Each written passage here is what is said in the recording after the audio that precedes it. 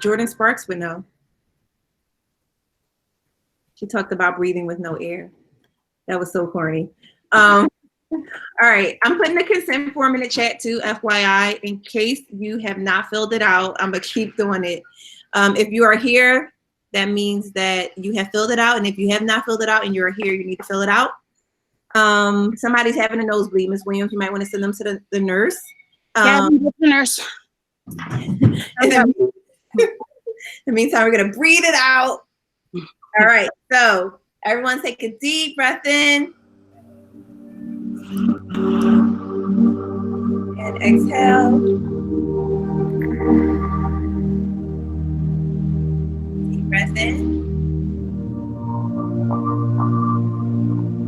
And exhale.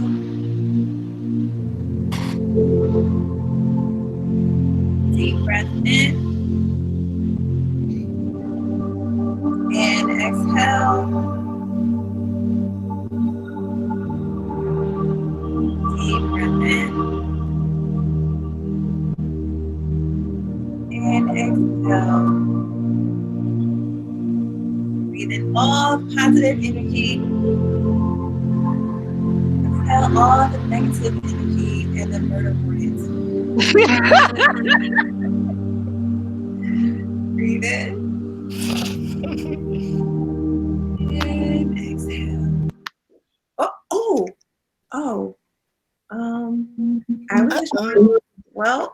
I was just trying to check the time that we had left. But I guess that was it. So yeah, we're just gonna move on to the do now. Okay, so what was the Harlem Renaissance? Recap us. Why does it matter? So in the comments, please put your response, or you can put hand, like type hand or put a hand emoji, and we will call you so you can share. And I'm gonna put 3 minutes on the clock.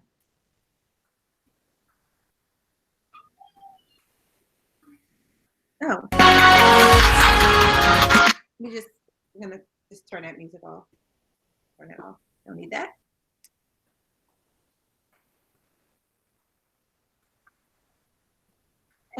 See, y'all need to stop putting these new things up in here because I can't. Tarantulas, nah. Corbin said, how does he read? Oh my God, I can't. All right, period with Black artists, published arts and music, explosion of art after a bunch of Black people migrated to the Northeast. Music and creativity by Black artists, era where Black artists published a lot of art and music. Some more conversation about a bullet ant. We're getting off topic again. Yes, we are. A blossoming of African-American culture, an explosion of Black arts, publishing their art and writing their music. All right, now we got 82 people in here, so we should be seeing some more responses coming. The Harlem Renaissance is a period of art, music, and other artistic ideas created by Black people. Exposing a lot of their talent. Yeah, you guys stop. People have like phobias. All right, come on, let's get some more. Anybody else? Does anybody want to share verbally?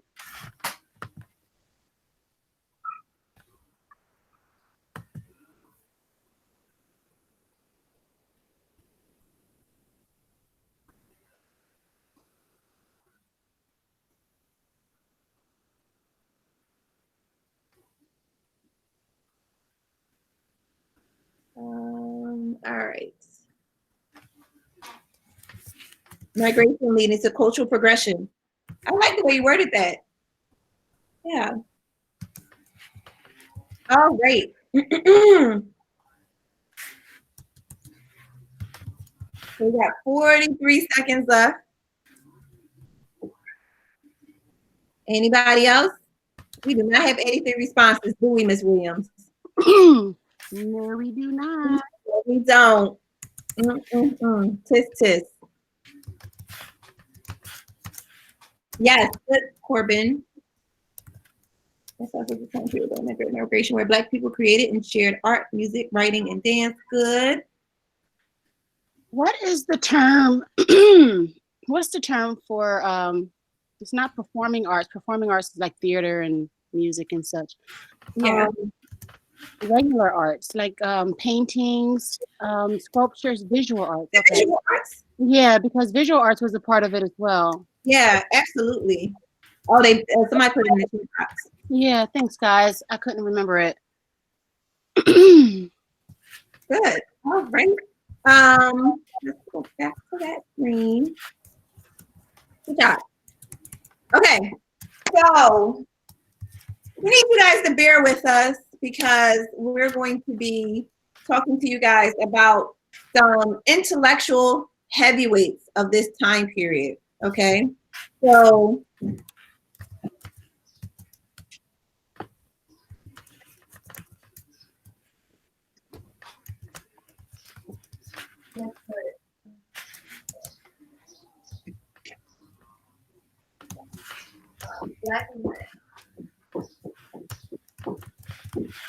So as we are going through this process, I want you guys to tell me when I'm done, when me and Ms. Williams are done profiling these Black intellectuals of the Harlem Renaissance, what we would like you guys to do is let us know what column do you think they belong in, okay? What are the choices? Putting them up now.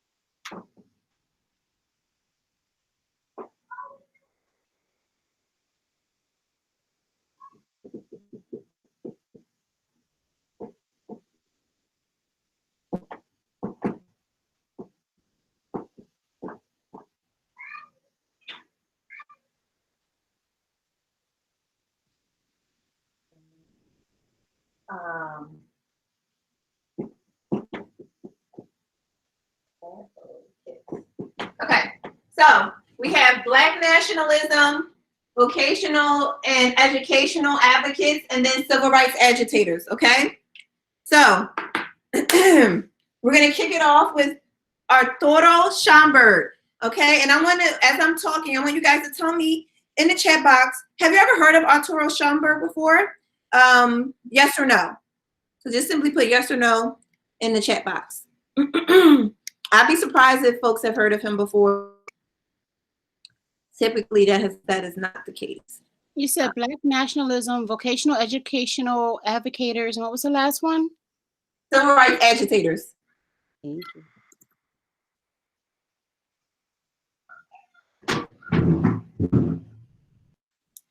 So, like, agitate for our students. Agitate not in like a this person is getting on my nerves type of thing, but we are agitating for our rights, right? We're not going to be silent. We're not going to wait. We want it all. All right. So, Ms. Williams, did anybody say that they've heard about Arturo before? No. No. Okay. Cool. Yes. So this is entirely new. So Arturo Shomburg was born in Puerto Rico. He is what is considered an Afro-Latino. Okay. So that means somebody who is of significant African descent, but maybe mixed with either Spanish or Portuguese or French. And they're from like one of the Latin American countries that we know in South America and Central America. So he's Afro-Latino. He was born in Puerto Rico. His parents were Maria and Carlos Schomburg.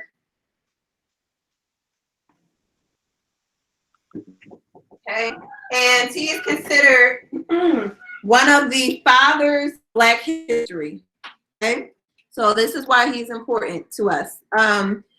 There is a story that is shared that the reason why Arturo became so hungry about Black history was the fact that, well, we don't know if it's true or not, but it is believed that one of his teachers said to him in the 5th grade, Black people had no history, no heroes, and no great moments. And that is what is believed to have been the catalyst for him to go so hard in the history department. So he was born in Puerto Rico. Eventually, he's going to leave with his parents and come to America. He joined the Revolutionary Committee of Puerto Rico to fight for independence. This also included Cubans. Can anybody tell me what were they fighting for independence from? Or I should say, who were they fighting for independence from?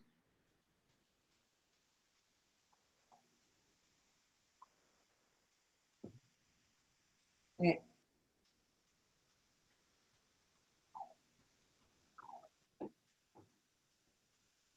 Anybody in the comments? Colin said he was going to say America. Sam said Spain, and Carbon Stevens said Spain. Yeah. Colin said Spain. Yep. Excellent. And so he was really focused on the liberation of the Latino people in Puerto Rico and in Cuba. And eventually what happens is he falls in love with not one but 2 Black American women, and both of them end up dying, which is crazy. But it is through those marriages and those interactions that he ends up becoming very familiar with the unique struggles of the Black American population.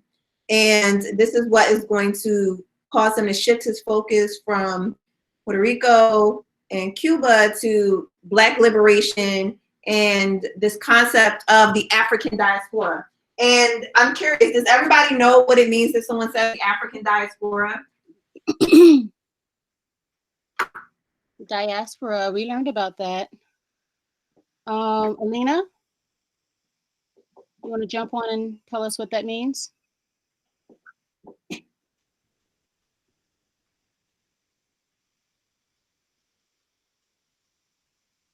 Oh, Alina doesn't have a mic. All right, James. Thanks.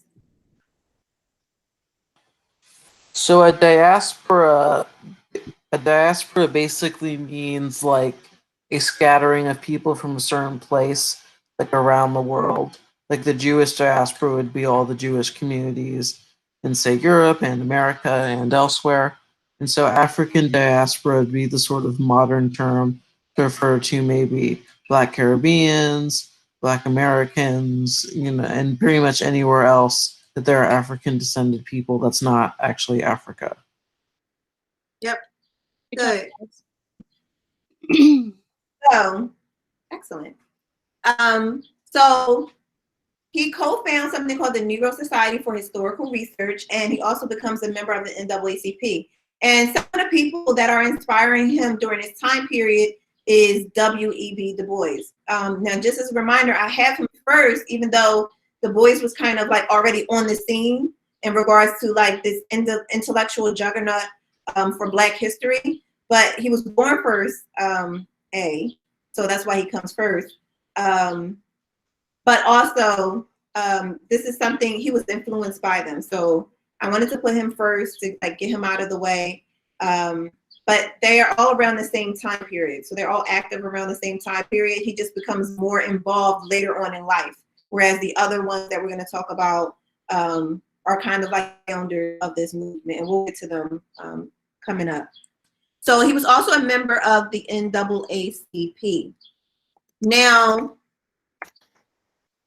Arturo went to Spain And upon going to Spain, he began to collect a lot of artifacts and books and different things that talks about the African experience in Spain. And from there, he just started to build upon his collection.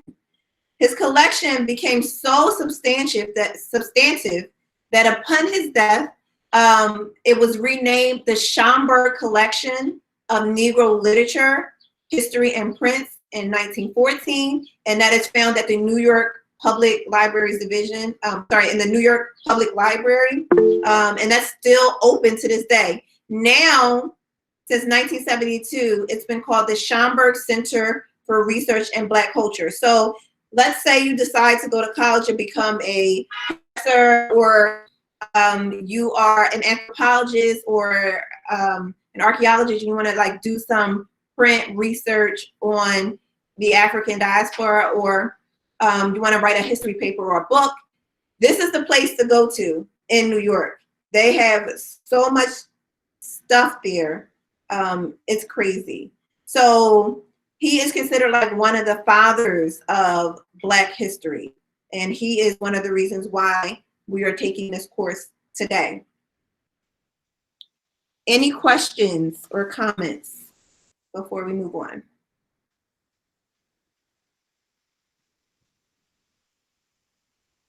Nope. Good? Okay. So,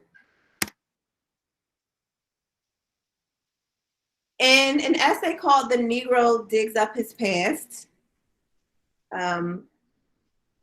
this is an excerpt, and I want to have a volunteer who wants to volunteer to read the first paragraph.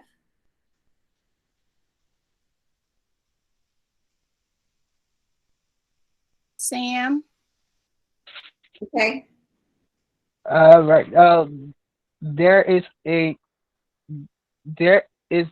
definite desire and determination to have a history well documented, what it knew at least within race cycle, and administer as a stimulating and inspiring tradition for the coming generation. Gradually, as the study of the Negroes past has come out of the factors of rhetoric and Propaganda? yeah, my recording is in a way, Oh, and become systematic and scientific. Three outstanding conclusions have been established. okay. So, what is he saying in this first paragraph?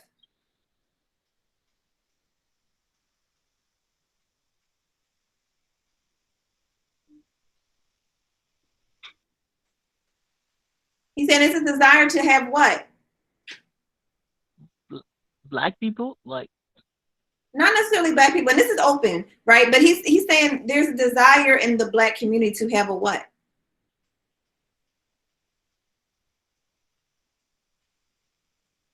The first line. First line. Have a what? Corbin said history. Rose said Yes. history. Absolutely, right? So it's desire determination for Black people to have a well-documented history, right? And then he goes on to say, and we need this to help what? What do we need this history for? Later on in that sentence, he says, we need it to do what?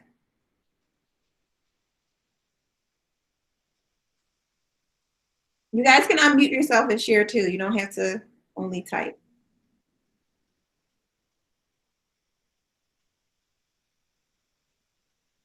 Rose said to halt propaganda and have a more real view on Black people. Edel said to establish tradition for the future. Absolutely. Yeah. So to inspire tradition, right? But also to speak out against this horrible rhetoric, right? That Black people are lazy and they have no history, right? Their history only starts with slavery and they've never accomplished anything. So no, we don't do that, right? So he says, we come to three outstanding conclusions, right? The first, that the Negro has been throughout the centuries of controversy an active collaborator and often a pioneer in the struggle for his own freedom and advancement. This is true to a degree, which makes it the more surprising that it has not been recognized earlier.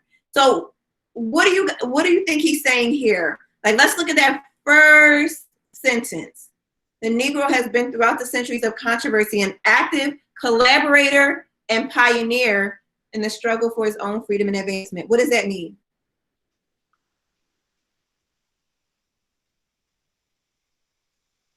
Sam said, we've been working together.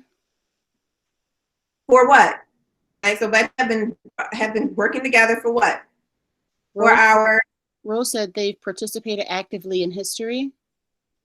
Okay, but in particular, what have we been fighting for, working together to do? Corbin says they've been fighting for freedom. Lydia said freedom. G said freedom. Absolutely. So there is this beef, right? Even, oh, I'm sorry, Ms. Williams. I said, You're gonna share? G said and rights. Absolutely. So there's this belief, right, that Black people have never fought for their freedom, right? Yeah, I'm looking at you, Kanye West, right?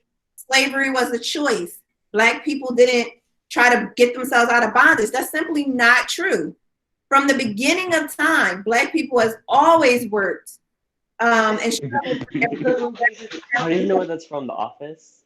Someone needs to mute themselves. It's on TikTok. Uh-oh. Someone needs to mute themselves.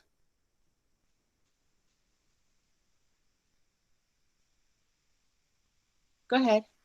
Get to the, okay. Okay. I was trying to get back over to the things so I can just mute them.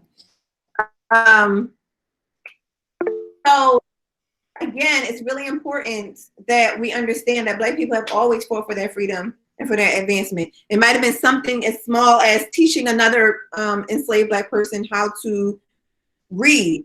It could be maybe they poisoned their master, because that did happen. It could be that they prayed, right? They prayed for their offspring. It could be in Queen Nzinga's case, if you guys have never heard of Queen Nzinga, where she took on not one, but two European powers and kept them from advancing on her people. And she provided a space for people to run to from their respective countries or territories to run away from being captured and taken into slavery. And that's Queen Nzinga, right? And there's countless more like her. So Black people have always struggled together. They've always collaborated together for their freedom and for their advancement. Okay, so then he says a second, that by virtue of being regarded as something exceptional, even by friends and well-wishers, Negroes of attainment and genius have been unfairly disassociated from the group, and group credit lost accordingly, right? So if you watch a news story, right, people will see someone and they'll say, oh man, those Black folks are violent, right? Then it might be a positive news story. And their response will be, well, that's an exceptional young man, right? So when it's something negative, it gets attributed to the entire group. If it's something positive, they're exceptional, right? And I know, Ms. Williams, you probably have had this happen to you. I've had people coming to me, oh, Keziah, you're so intelligent. Thank you. There's a lot of intelligent Black people. Why are you so surprised? Right? Or they say, oh my God, you're so articulate. Wow. You're the exception to the rule. Or my favorite, why can't all Black people be like you? Anybody, that ever happened to anybody? Ms. Williams, that ever happened to you? Not to my face, thank goodness. I thought those microaggressions, yeah. I've had that to me before. Huh? I had that happen to me. Someone said, why can't all Black people be like you? Oh, goodness. So this creation of exceptionalism, right? All Black people are this way except you. You are the exception, right? So he's saying, no, we don't like that. Don't disassociate my genius. Don't disassociate my intellect. Don't disassociate my accomplishments from my people. I am not an exception. I am the rule. Period. Okay.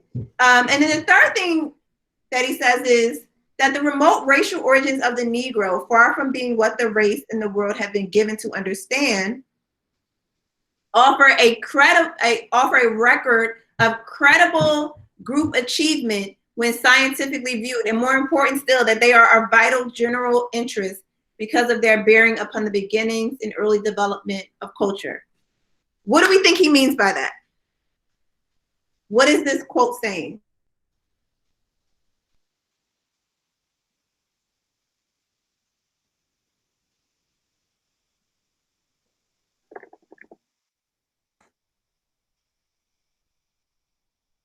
Anybody in the comments?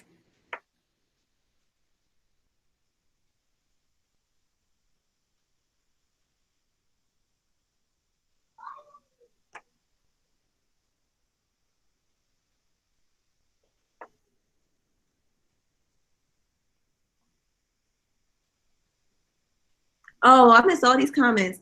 Yikes. All right, I have to go back and reread that in a second. Okay, so Arturo is saying here, listen, not only are we not the exception, we're the rule, but there is a record of our credible group achievement, if you so care to look. And we've been doing this since the beginning of time, okay? We're talking about early development of culture. Black people have been involved, okay? So let's think about it for a second. When we think about some of the greatest ancient civilizations, what comes to mind? Start throwing some out. Lucas said China. Okay. What else? Corbin said Rome. Lucas said Egypt. Keep them coming. Terrell said Mesopotamia. Lucas said Babylon. Keep going. Great civilization. You can repeat. What are some of the first ones that come to mind? If you can repeat, they said China, Rome, Egypt, Mesopotamia, Babylon, Mesopotamia, Egypt, Kush, Greece. Ooh, somebody said Kush. Now who did that? Now who out there going and being great? Luca. All right, Luca, you better know. Nathan said Kemet. Yes. Who did that? Nathan who? Tucker. I see you, Nathan. Newt said Rome and Egypt. And if you guys don't know what Kemet is Egypt. Yep. So that is what it was. That is what it was called before it became Misr, which is the Arabic term for Egypt, right? So now a lot of people say, right now, let's getting back to this early developmental culture. A lot of people kept saying Egypt, Egypt, right? Egypt is located where? Africa. Now people will try to say, and even in our textbooks, right? They call it, Egypt is included in Europe. When Egyptians come to America, they get to check white. Just so we clear, this is the beginnings of Egypt. This is Queen T. This is King Tut's grandmother. Does she look European to you?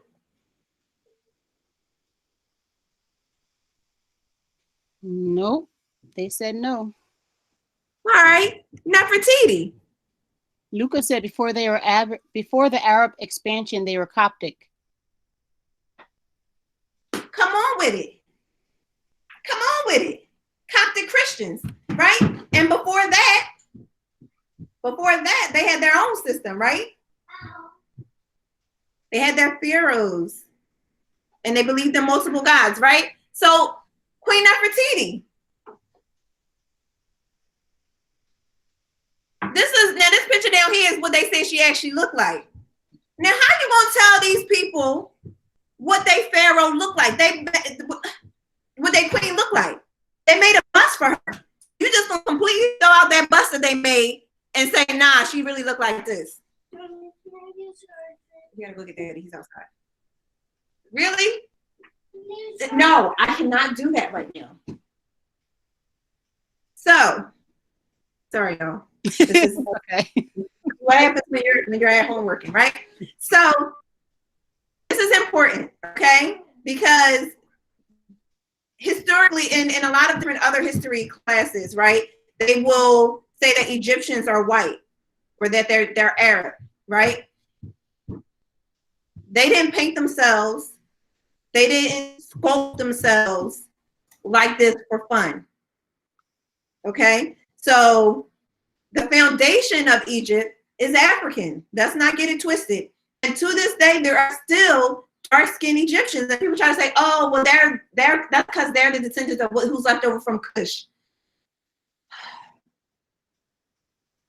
Any excuse to discredit, right? So this is getting to the heart of what Shomburg is saying. So because of Schomburg's work and his advocacy, right? His advocacy about wanting to get the Black achievement out there and wanting to unite Black people from everywhere, from Latin America, America, and Africa, he is lauded as one of the fathers of Black history. Now, where should we put him under? Are we putting him under Black nationalism, vocational and educational advocates, or civil rights agitators? Where would you guys put him?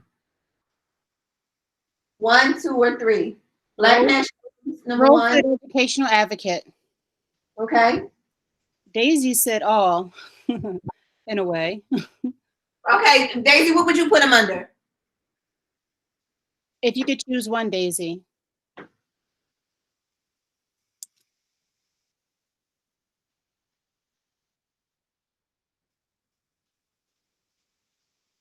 He's not Black nationalism, though.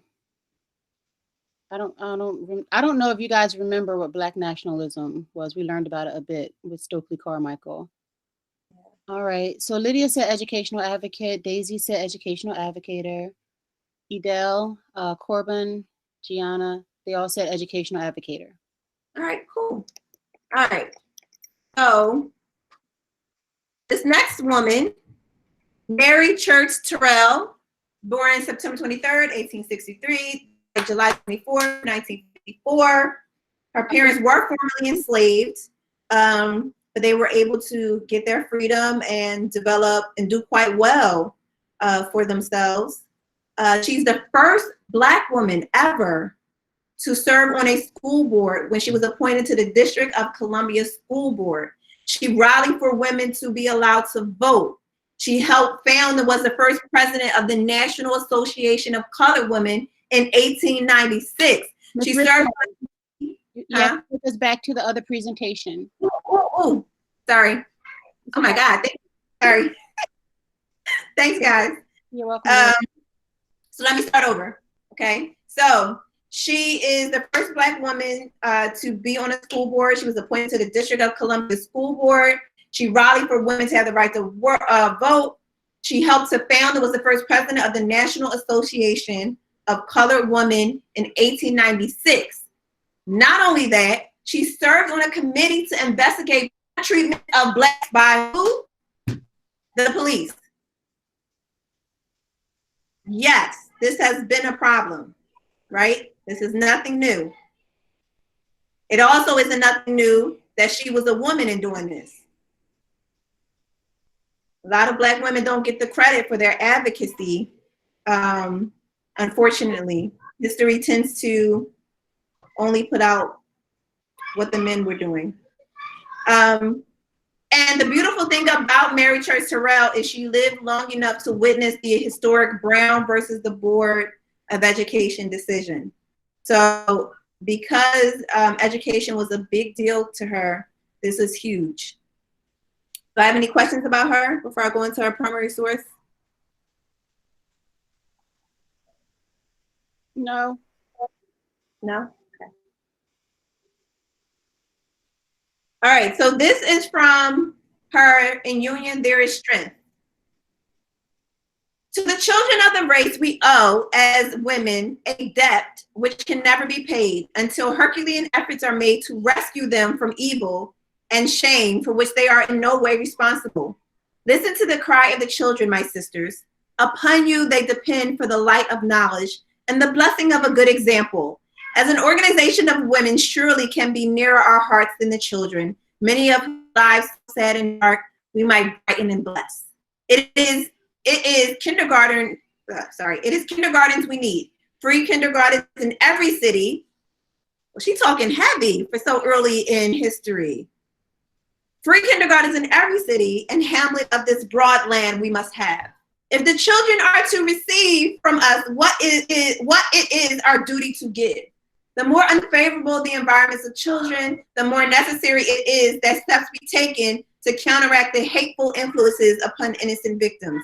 How imperative is it then that we inculcate correct principles, set good examples for our own youth, whose little feet will have so many thorny paths of prejudice, temptation, and injustice to tread. Make a visit to settlements of colored people who in many cities are relegated to the most newsome sections permitted by the municipal government, and behold the mouths of inhumanity that infest them. All right, folks.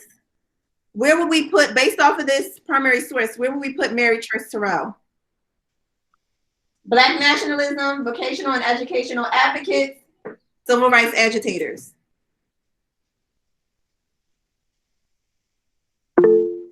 Educational Advocate, Lydia says.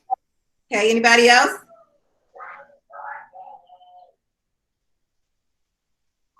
Educational Advocate, Lou said.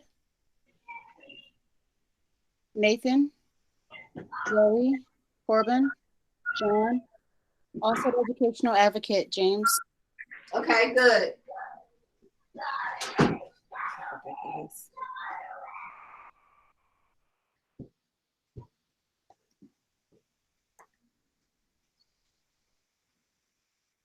Oh, we know this guy. Our kids should know them too. We actually read a quote. I included a quote of his in our syllabus. So now we're gonna move on to the actual, just got a little, father of Black history, Mr. Carter the Don G. Woodson. So if you guys don't know who he is, you guys should, but if you don't, he wrote the book Miseducation of the Negro. In 1950, he helped to found the Association for the Study of Negro Life and History. This later on became Association for the Study of African American Life and History. He established the Journal of Negro History, which included scholarly writings about Black people and Black history. He formed the Associated Publishers Press, which was specifically created and run for Black people in the press.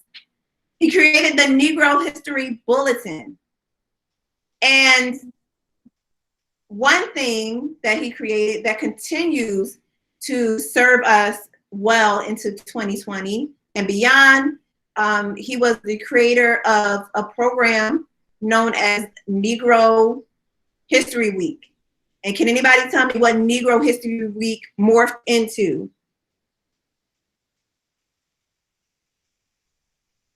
Edel and Rose said Black History Month. Lou said. Period, Lou. What'd you say, Ms. Cruz? I was just reading off their names. They got it. Lydia, Lena, Dexchery, Nathan, Gianna, James. Yes, good job, guys. So this became known as Black History Month. And does anybody, fun fact, does anybody know why he chose to do this during February? It's two significant things. Lou said the birthdays of Abraham Lincoln and Frederick Douglass. Boom. Period. Yes, good job. All right, so. They all got it? Yep. Good job, guys. All right. So, Carter G. Woodson said, Miseducation and Miseducation of the Negro, page 21. No systemic effort towards change has been possible for it taught economics, history, philosophy, literature, and religion, which have established the present code of morals. The Negro's mind has been brought under the control of his oppressor. The problem of holding the Negro down, therefore, is easily solved.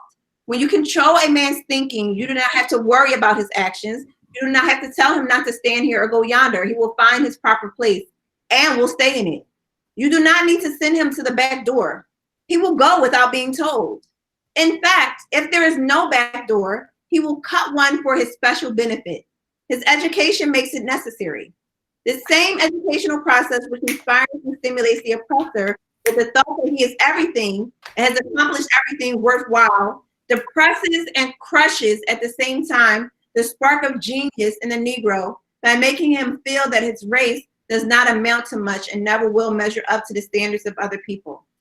The Negro, thus, educated, is a hopeless liability of the race. The difficulty is that the educated Negro is compelled to live and move among his own people, whom he has been taught to despise. As a rule, therefore, the educated Negro prefers to buy his fruit from a white grocer because he has been taught that the Negro is not clean. Woo! Yeah.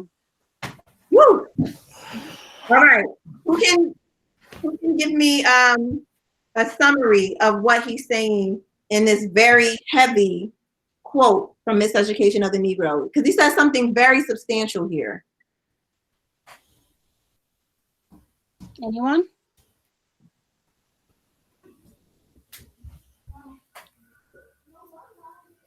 Anyone going once? Anyone going twice? Kang, you want to jump on?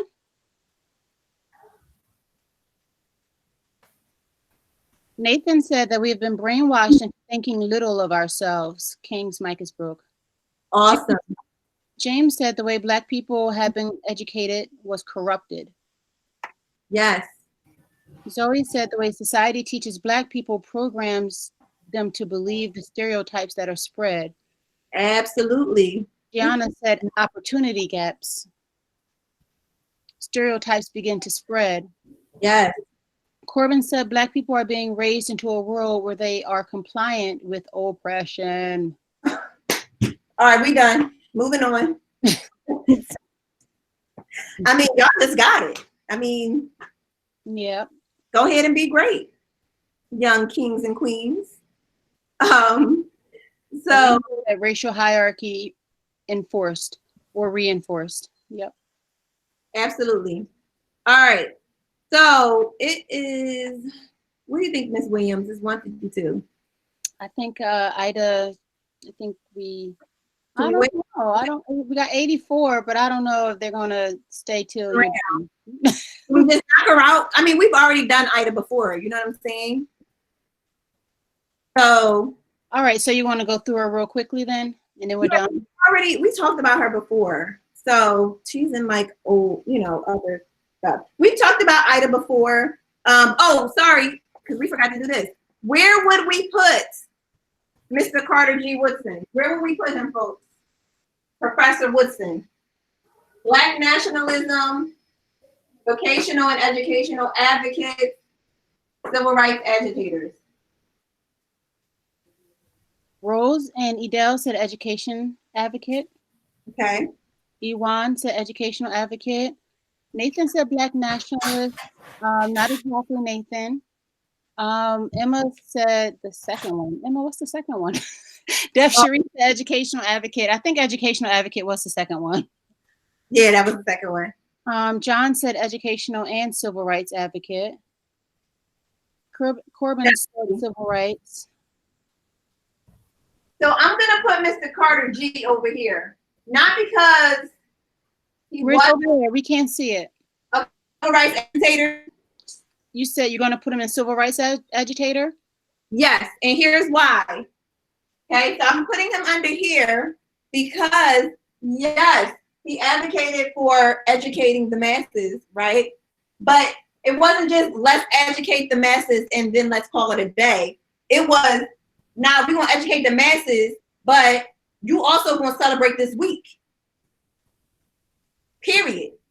Mm-hmm. I can't do his hands like that, but he actually went around the country from university to university, institution to institution, advocating for this week to be celebrated and put into curriculums. So it wasn't just, I'm only for education and vocational and that was it. Nah, he was like, yeah, you're gonna get this work. And that's just that on that. Somebody said Woodson goes off. I mean, what's up? Now, Ms. Williams, where would you put him? I would put him in educational and civil rights advocate. He wasn't a Black nationalist, or I didn't read anything about him being a Black nationalist. Not really. Yeah, so we can just put a little arrow there. You know what I'm saying? We put a little arrow there. But it wasn't just about education, right? Yes, it was to educate, and that's why he created the Negro History Week. So I would say we can put him under both. But let's not get it twisted, right? It wasn't like Black people should just advocate. I mean, Black people should just like get educated and just like get a vocation, and that's how they should uplift their people, right? It wasn't just focused on that. It was get educated, yes, but also let me create something that Black people can be able to continue to have year after year after year. So I would say he's both. I would say he's both. I can do that right now, you guys. Hold on. Bye, Liv. Bye, guys. Okay, I'm going to post this in the chat momentarily. Give me, I think I can put it in the chat. Were you able to get rolled before they started rolling out? I did. I got roll. Okay, cool. All right. So do we have anybody that wants to say anything else? Thank you, guys.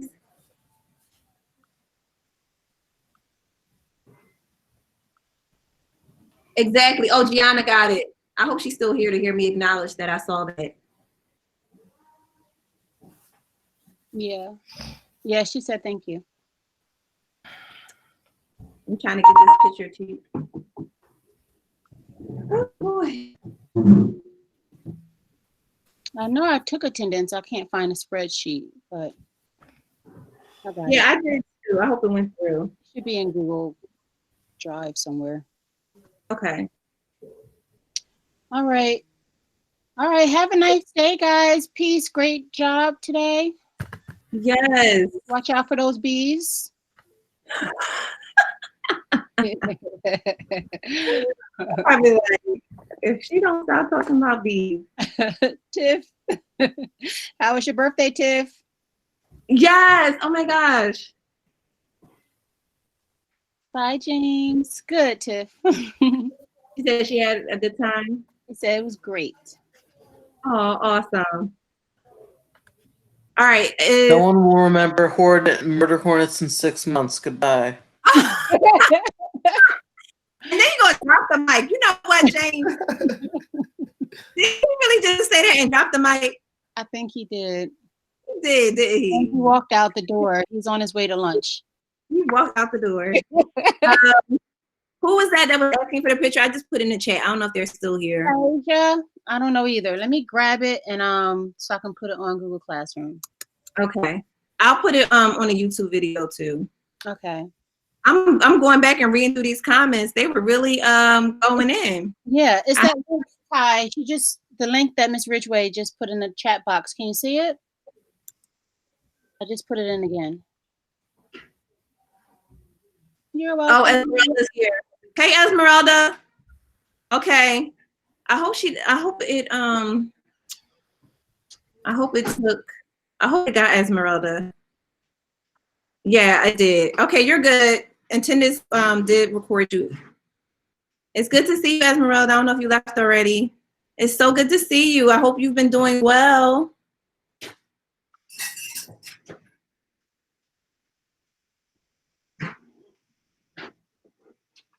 You're welcome. Kazaya, can you share that link with me? Share. Bye. Yes. You want me to share with